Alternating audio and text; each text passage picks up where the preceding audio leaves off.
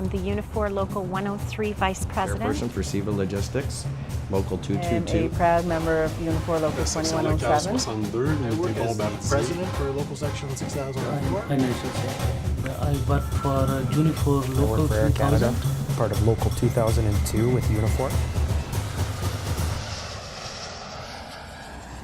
We've never had the voice before. The power that this union has provided for our group. Right now we're doing the 1 in 15 campaign, whereas 1 in 15 people being hired by such and such a company would have a disability. I have a number of disabilities, but the main one that I have is type 1 diabetes. I have a visual impairment. Mon incapacité est survenue suite à un accident d'automobile. Je souffre de troubles anxieux.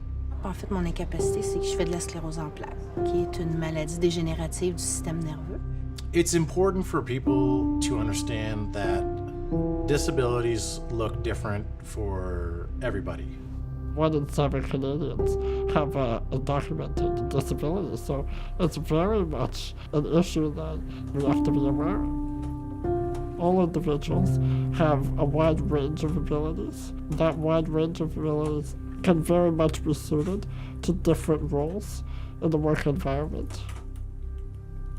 I think the word disabilities needs to change because it's not about disabilities.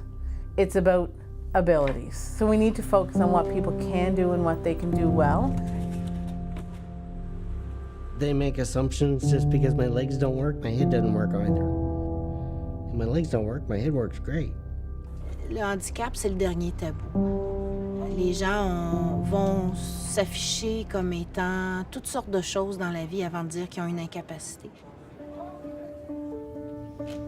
I have an invisible disability. I experienced a lot of judgment because people thought I was faking, that I wasn't ill.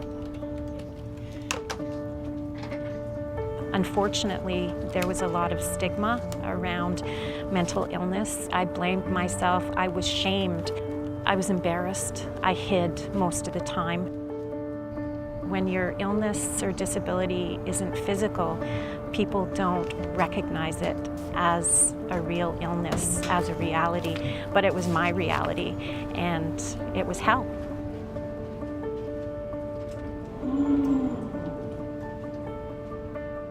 It's tough. It's tough because employers look at us and they say, okay, it's going to cost us a fortune to accommodate this person, or it's going to be very difficult. Maybe not. The average cost for an adaptation is $500.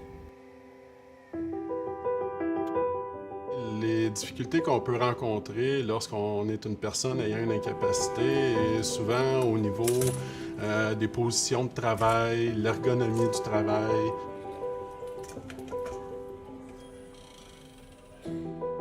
On my computer, I have this magnifier on the top of the screen, which, you know, if I want to see a certain thing that's on my screen, I can just basically put my mouse over it. It magnifies it at the top of the screen, and that's a huge lifesaver for me.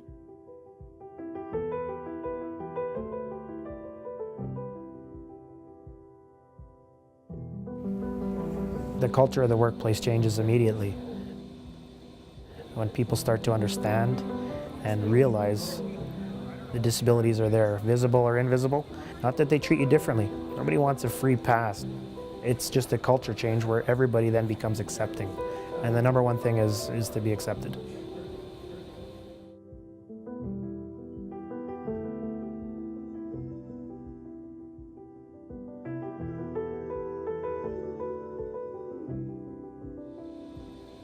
There was never a, Kev can't do that.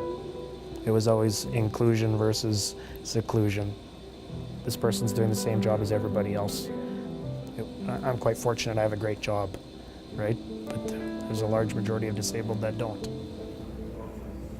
How many people are disabled and unemployed? How many people could we get into a job?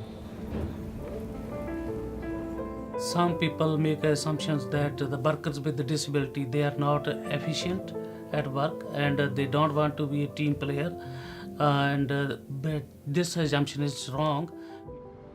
I wanted to contribute in my workplace, and I wanted to be valuable to them, and I wanted to make a difference, be productive.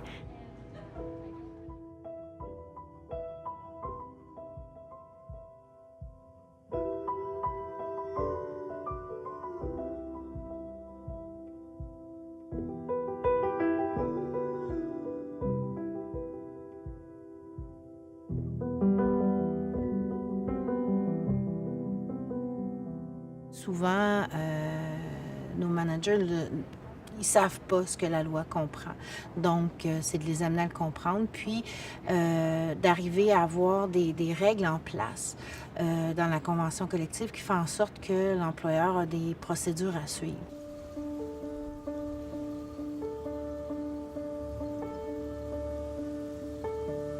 I woke up from getting a colonoscopy, and the doctor, before I was even awake, said, "Sorry, Mr. Poulin, but you have stage 4 cancer." And that was on a Friday. Started chemo on the Tuesday.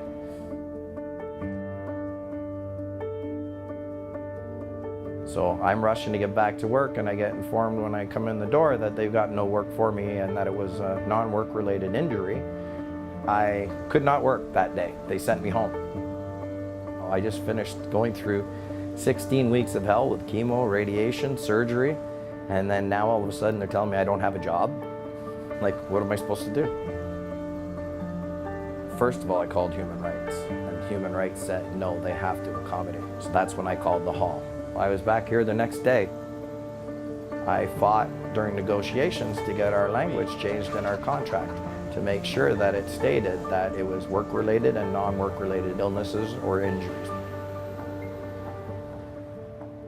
Dans mon milieu de travail, on a réussi à avoir des lettres d'entente pour les gens ayant des incapacités, soit pour modifier totalement leurs conditions de travail ou des fois simplement seulement leur horaire de travail pour pouvoir pallier là, aux incapacités de nos travailleurs. So what do we think? Providing for accommodations is a win-win for everybody. Because if that employee feels more satisfied, they perform better. So ultimately, everybody wins. I have a disability, but I have lots of abilities, and that should be the focus. We are a large part of the union itself, and we are helping all of the groups come together. It doesn't matter which group you come from, we're all a part of the same movement.